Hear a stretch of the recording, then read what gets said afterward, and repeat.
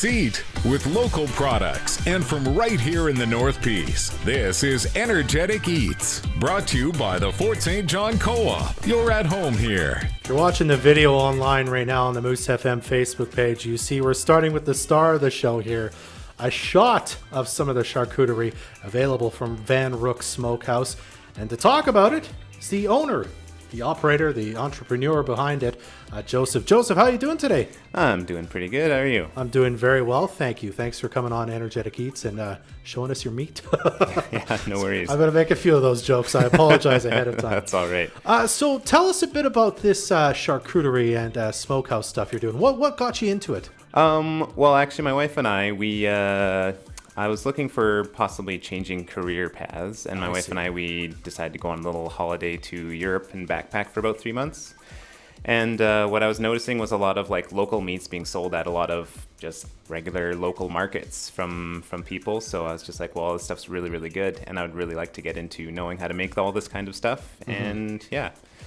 So then I came back and then decided to go to culinary school in Calgary there at SAIT, and came back up here once I finished that program, and yeah, just started on my way, slugging it out. Yeah. So is this kind of a pretty new business for you then, like just in the last little while here? Yeah. I kind of just started at the beginning of 2020. So. Okay, so a good year to start. Yeah. So, well, I imagine you can't give us technical details of how you make this. Tell us a bit about like kind of the process you go through. So, from the beginning when you start with the meat to what we see in the product on the plate there. You know, what's the process for making that happen? How long does it take you?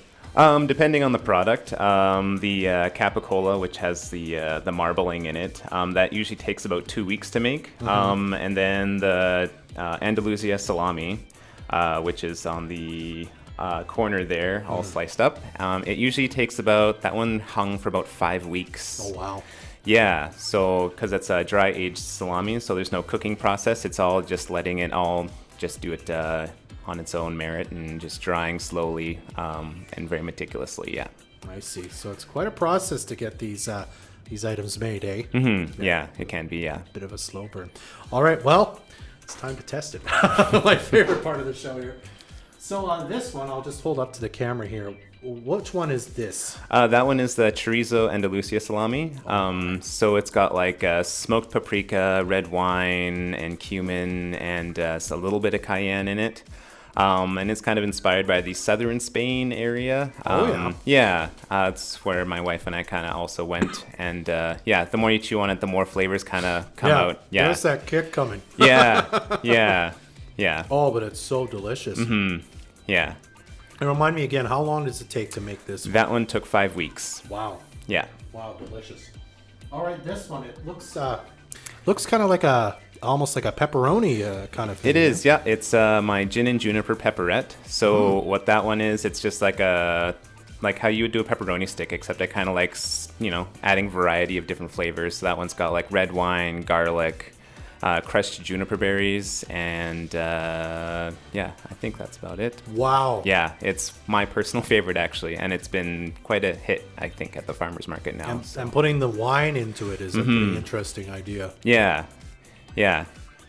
Outstanding.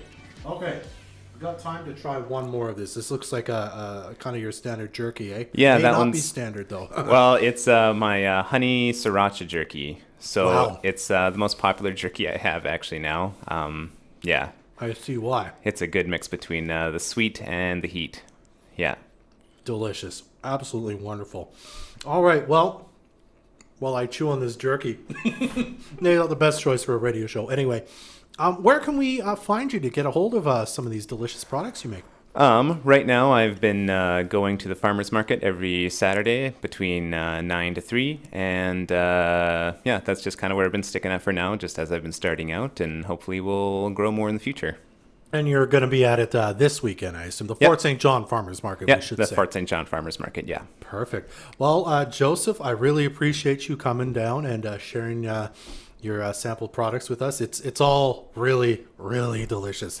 So make sure you check out Joseph at his booth at the farmers market. It's VanRook Smokehouse and Charcuterie. You're on Facebook, aren't you? I am, yep, correct. Wonderful. Well, make sure you check it out, follow them, find out what he's making next, and make sure you check him out at the Fort St. John Farmers Market. The Energetic Eats segment. This is very chewy. Energetic Eats is brought to you by the Fort St. John Co-op. Thanks for being here, Joseph. Legend says many years ago,